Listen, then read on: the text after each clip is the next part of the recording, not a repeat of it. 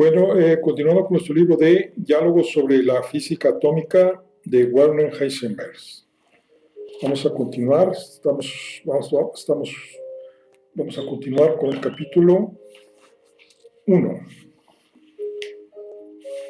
Bueno, vamos a seguir con el capítulo 1. A fin de volver a disponerme paulatinamente para la vida escolar, solía retirarme al tejado del seminario con nuestra edición escolar griega de los diálogos de Platón. Esto decía Heisenberg. Ahí, apoyado en el alero del techo y calentado por los primeros rayos del sol, podía estudiar tranquilamente y de cuando en cuando observar el despertar de la vida en la Ludwigstrasse. En una mañana de estas, cuando el sol empezó a levantarse y la luz iluminaba el edificio de la universidad y la fuente que lo precede, di con el diálogo Timeo, y precisamente con aquel pasaje donde se habla de las partes mínimas de la materia. Quizá este pasaje me había cautivado tan solo porque era difícil de traducir, o también porque trataba de cosas matemáticas que siempre me habían interesado. No me acuerdo por qué concentré mi atención con tanto empeño precisamente en este texto, pero lo que leía ahí me parecía totalmente absurdo. Platón afirma que las partes mínimas de la materia están formadas por triángulos rectángulos que, después de haberse agrupado a pares en triángulos equiláteros o cuadrados, constituyen los cuerpos regulares de la estereometría.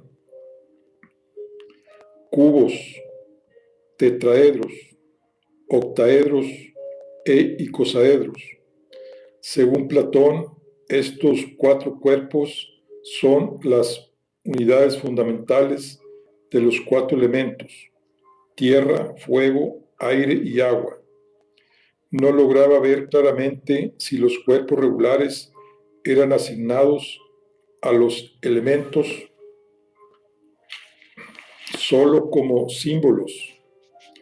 Por ejemplo, el cubo al elemento tierra para representar la solidez y estabilidad de este elemento, o si realmente las partes más pequeñas del elemento tierra tenían forma de cubo.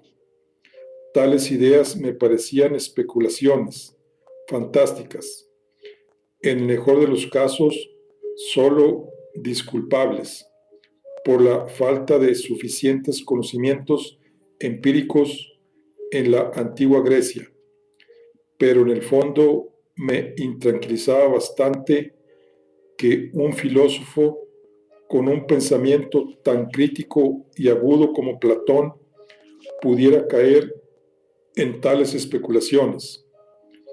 Intentaba encontrar algunos principios a partir de los cuales pudiera entender mejor las especulaciones de Platón, pero no conseguía descubrir nada que, aunque de lejos, me hubiera indicado el camino para ello. Sin embargo, la idea de que en las partes mínimas de la materia se tropieza al final con formas matemáticas me fascinaba. Una comprensión de la textura casi inextricable e indescifrable de los fenómenos naturales solo parecía posible si se pudiera descubrir en aquellas formas matemáticas.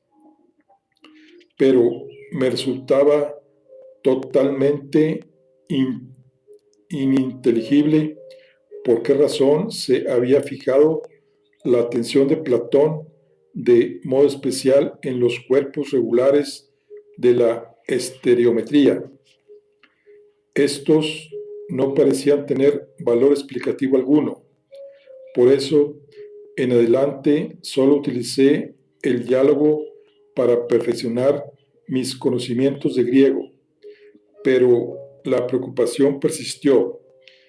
El resultado más importante de la lectura fue, tal vez, la convicción de que si quería entender el mundo material, era necesario saber algo acerca de sus partes más elementales. Por los libros de texto y por escritos de vulgarización, sabía que la ciencia moderna investigaba el átomo. Quizá más tarde pudiera penetrar yo mismo en ese mundo con mis estudios, pero eso quedaba para más adelante. El desasosiego continuaba y se convirtió para mí en parte de aquella inquietud general que cundía entre la juventud alemana. Si un filósofo del rango de Platón creía reconocer órdenes en el acontecer de la naturaleza que nosotros ahora hemos perdido de vista o que nos resultaba inaccesibles, ¿qué significaba entonces fundamentalmente la palabra orden? ¿Se hallan el orden y su comprensión vinculados a una época determinada? Nosotros crecimos en un mundo que parecía perfectamente ordenado. Nuestros padres nos enseñaron las virtudes cívicas que constituyen el presupuesto de tal orden. Nada había, pues, de particular en la afirmación conocida ya por la antigüedad grecorromana, de que a veces puede ser necesario el sacrificio de la propia vida para defender un determinado orden político.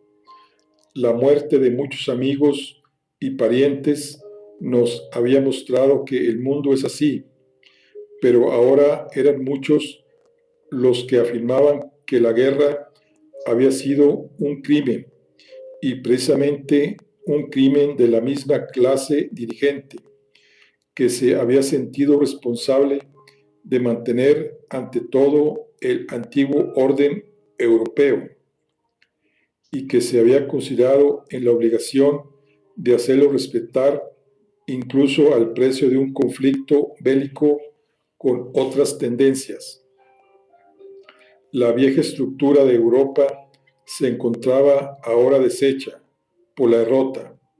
Tampoco era nada extraña esta situación, pues toda guerra trae consigo inevitablemente una derrota, pero quedó en ello un entredicho radicalmente el valor de la vieja estructura. ¿No se trataba más bien ahora de edificar sencillamente un nuevo orden más vigoroso sobre los escombros?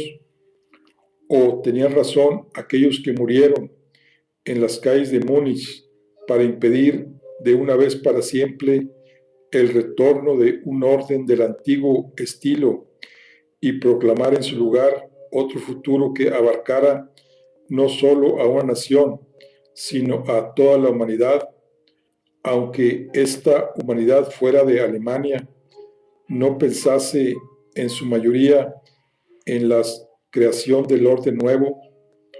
Estas preguntas habían producido un gran confusionismo en la mente de los jóvenes, y los mayores no sabían darnos respuesta alguna.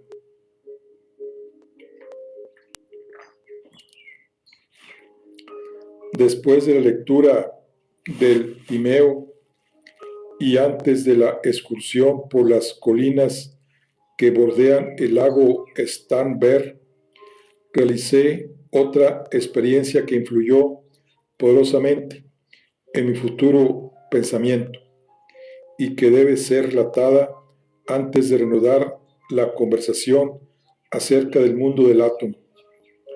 Algunos meses después de la ocupación de Múnich, las tropas salieron de la ciudad. Nosotros asistíamos a clase como antes, sin meditar mucho sobre el valor de lo que hacíamos. Sucedió una tarde que en la Leopoldstrasse un joven desconocido me dijo: ¿sabes que en la próxima semana la juventud se reúne en el castillo de Prüm? Queremos reunirnos todos y tú debes ir también. Todos deben ir. Ahora queremos meditar nosotros mismos acerca del curso que deben seguir las cosas. Su voz tenía un acento que nunca antes había oído. Por eso decidí viajar al castillo de Prüm. Kurz quiso acompañarme. El ferrocarril, entonces todavía muy irregular, tardó muchas horas en llevarnos a la parte baja del valle del Almiul. En los períodos geológicos primarios fue el valle del Danubio. El río Almul fue excavado, su camino sinuoso a través de los montes Juta de Franconia, y el pintoresco valle se halla hoy coronado de viejos castillos, casi como el valle del Rin. Tuvimos que subir a pie los últimos kilómetros que llevan al castillo de Prüm y pudimos ver cómo los jóvenes acudían de todas partes al alto baluarte, erguido osadamente sobre una roca que se yergue perpendicular sobre el borde del valle. En el patio del castillo, en cuyo centro se alza un viejo pozo de Roldán, se habían reunido ya numerosos grupos. La mayoría de ellos eran todavía alumnos de bachillerato, pero había también gente mayor que habían sufrido como soldados sobre los horrores de la guerra y habían vuelto a un mundo cambiado. Se pronunciaron muchos discursos, cuyos patos nos resultaría hoy extraño, si es más importante para nosotros el destino de nuestro pueblo que el de toda la humanidad, si el sacrificio de los caídos perdió su sentido a causa de la derrota, si la juventud puede arrogarse el derecho de configurar su vida por sí misma y según su propia escala de valores, si la veracidad intrínseca es más importante que las viejas formas que habían ordenado la vida de los hombres durante siglos. Acerca de todo esto se habló y discutió con pasión. Yo me sentía demasiado inseguro para participar en estos debates, pero escuché y medité sobre el concepto del orden. La confusión en el contenido de los discursos me pareció mostrar que también órdenes auténticos pueden entrar mutuamente en conflicto, y entonces esta lucha opera lo contrario del orden. Esto tan solo era posible, a mi entender, si se trataba de órdenes parciales, de fragmentos segregados de la unión del orden central, elementos que, sin haber perdido aún toda fuerza configuradora, habían abandonado su orientación hacia el centro ordenador. Cuanto más escuchaba, más atormentado me sentía por la conciencia de la falta de este centro eficaz. Sufrí por ello casi físicamente, pero yo mismo no era capaz de encontrar una vía hacia ese ámbito desde la maraña de opiniones encontradas.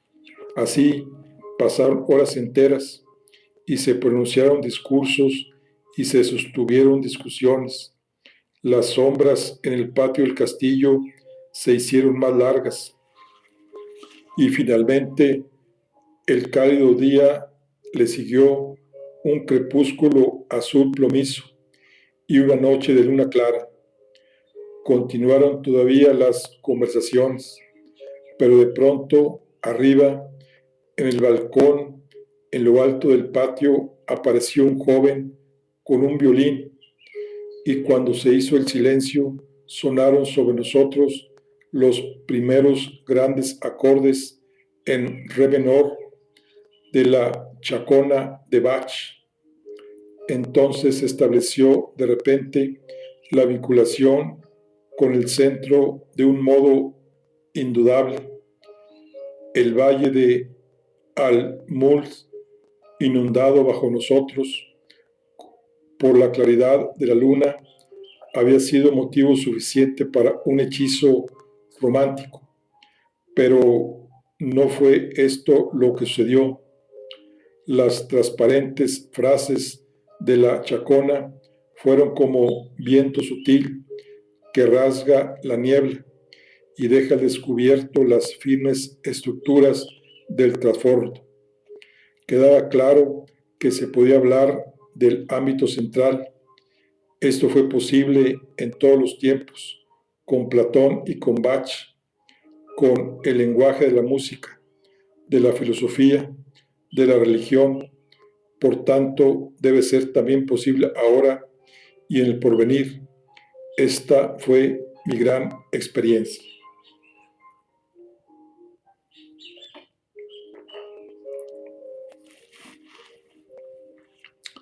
El resto de la noche lo pasamos en una pradera rodeada de bosques por encima del castillo, alrededor de hogueras y en tiendas de campaña. Y también aquí se concedió amplia entrada al romanticismo eichendorfiniano. El joven violinista, ya estudiante de universidad, se sentó en medio de nuestro grupo y tocó minuetos de Mozart y Beethoven, intercalando viejos aires populares, y yo traté de acompañarle con mi guitarra. Se mostró además como un compañero alegre al que no gustaba, sin embargo, ser interrogado acerca de su solemne interpretación de la Chacona de Bach. Cuando le hicimos la pregunta, nos respondió: ¿sabes en qué tono tocaron las trompetas de Jericó? No. Por supuesto, también en re menor. ¿Por qué? Porque han demolido las murallas de Jericó. De nuestra indignación por el juego de palabras, se salvó escapándose rápidamente. En alemán, re menor de dis de mol y demoler, demolier. Nota el traductor. Esta noche se había desvanecido ya en la penumbra de mi memoria, y ahora marchábamos sobre las colinas cercanas al lago Starnberg y hablábamos sobre el átomo. La observación de Roberts sobre Malebranche me había puesto en claro que las experiencias sobre átomos solo pueden darse de modo muy indirecto y que probablemente los átomos no son cosas.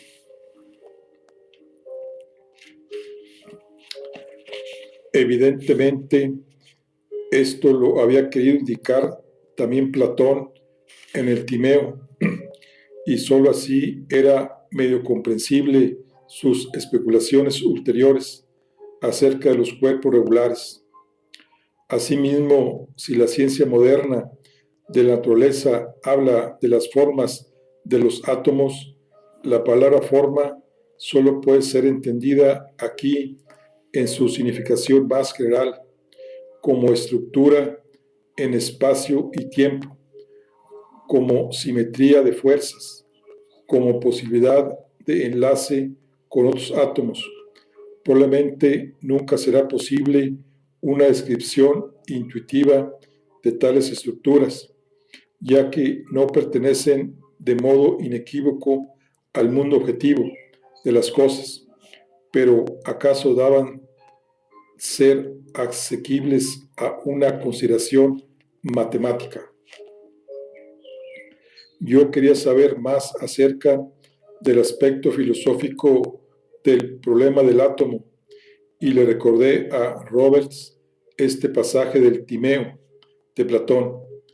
Entonces le pregunté si estaba de acuerdo en principio con la opinión de que todas las cosas materiales están formadas por átomos, de que hay partes mínimas, exactamente los átomos a los cuales puede reducirse toda materia.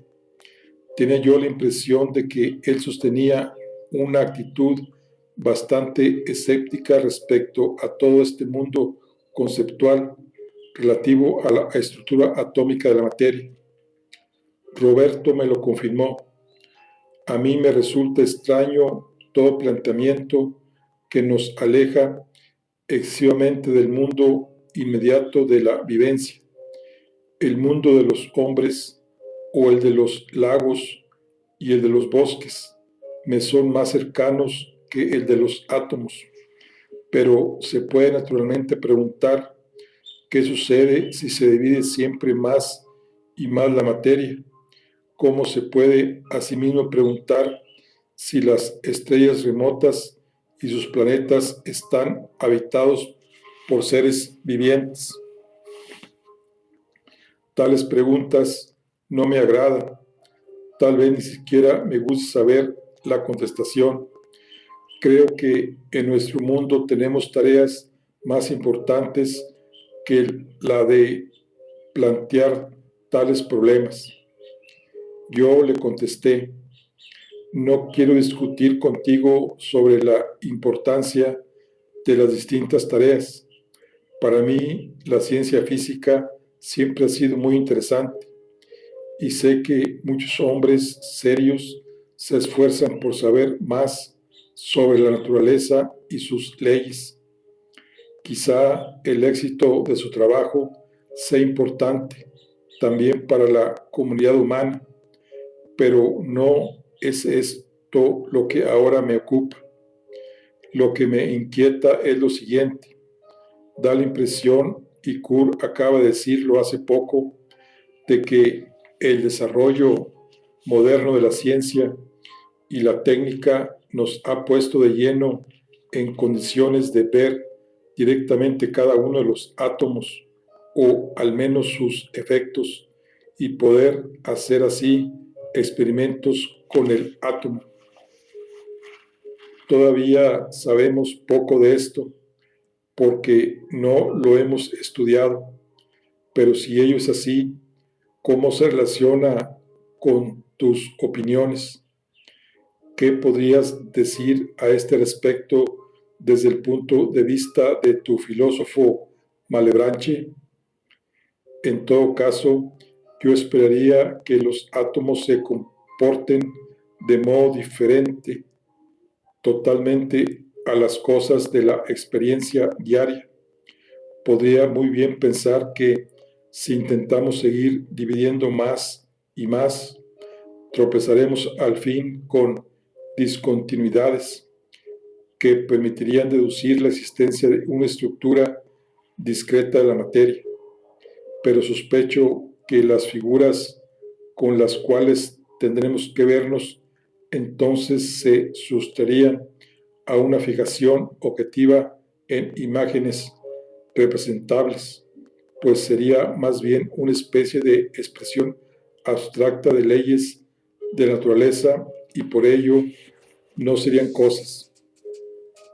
Pero, ¿y si podemos verlos directamente? No se podrá verlos de modo directo, sino tan solo en sus efectos. Esto es una pobre evasiva, porque ocurre lo mismo con todas las demás cosas. También de un gato solamente ves los rayos de luz que salen de su cuerpo, es decir, los efectos del gato, pero nunca el gato en sí mismo. E incluso si acariciamos su piel, es fundamentalmente lo mismo. No del todo. En esto no puedo darte la razón.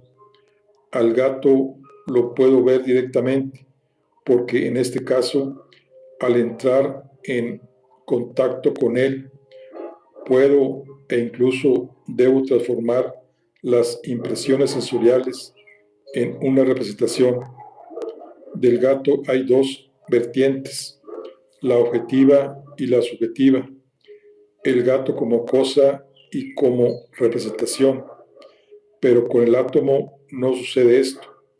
En él no se distinguen representación y cosa, porque propiamente el átomo no es ni lo uno ni lo otro.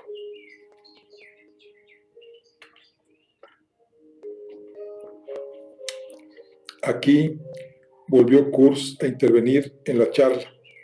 Para mí, vuestro diálogo es demasiado erudito.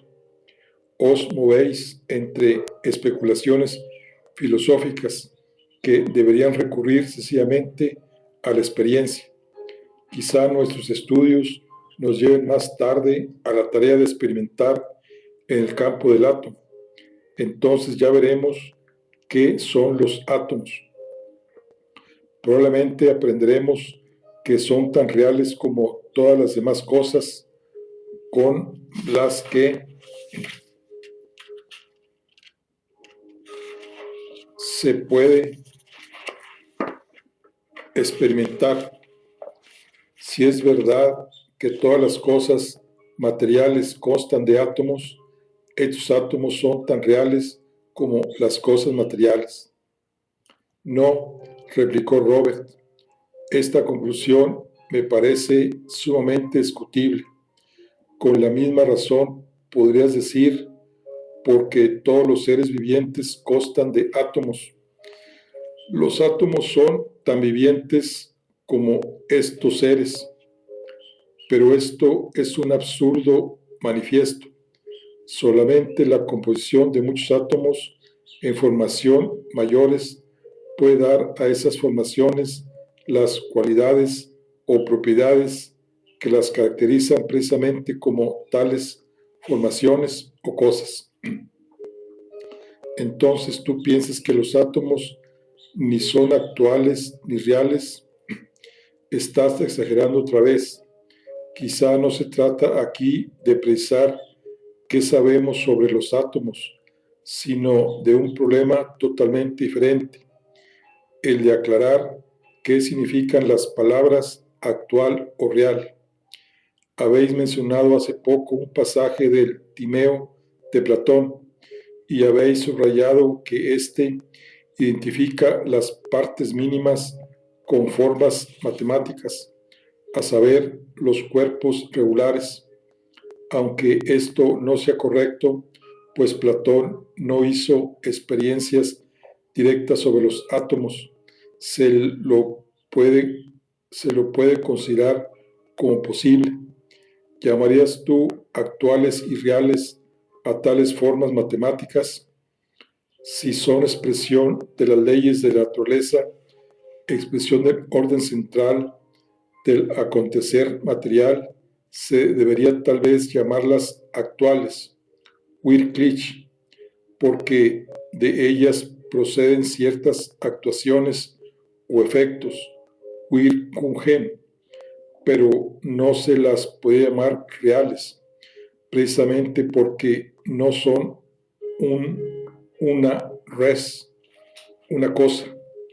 Ya no se sabe aquí con exactitud cómo emplear las palabras, y esto no es extraño, porque nos hemos alejado mucho del ámbito de nuestra experiencia inmediata, en el cual en tiempos prehistóricos se formó nuestra capacidad de hablar. Kurt todavía no estaba del todo satisfecho con el curso de la conversación y declaró: incluso la decisión acerca de todo esto la dejaría yo con mucho gusto a la experiencia. No puedo imaginarme que la fantasía humana sea suficiente para adivinar las condiciones propias de las partes más pequeñas de la materia, si previamente no nos hemos familiarizado con el mundo de estas partes mínimas a través de experimentos precisos.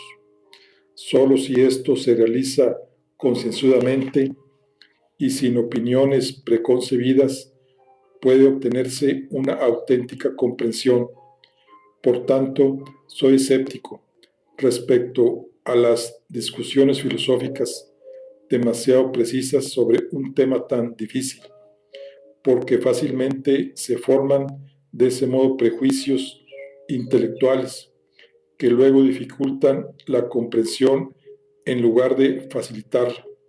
Espero, pues, que en el futuro sean primero los científicos y después los filósofos quienes se ocupen del átomo. Al llegar a este punto, la paciencia de los otros compañeros se había agotado. ¿Cuándo dejaréis ya ese extraño asunto que nadie entiende? Si queréis preparar el examen, hacedlo en casa. ¿Qué tal si cantamos algo? Pronto se entonó un canto, y el claro sonido de las voces jóvenes y los colores de las praderas floridas eran más reales que los pensamientos sobre los átomos y disiparon el sueño al que nos habíamos entregado. Bueno, aquí concluimos la charla del día de hoy. Nos vemos en la siguiente. Hasta luego.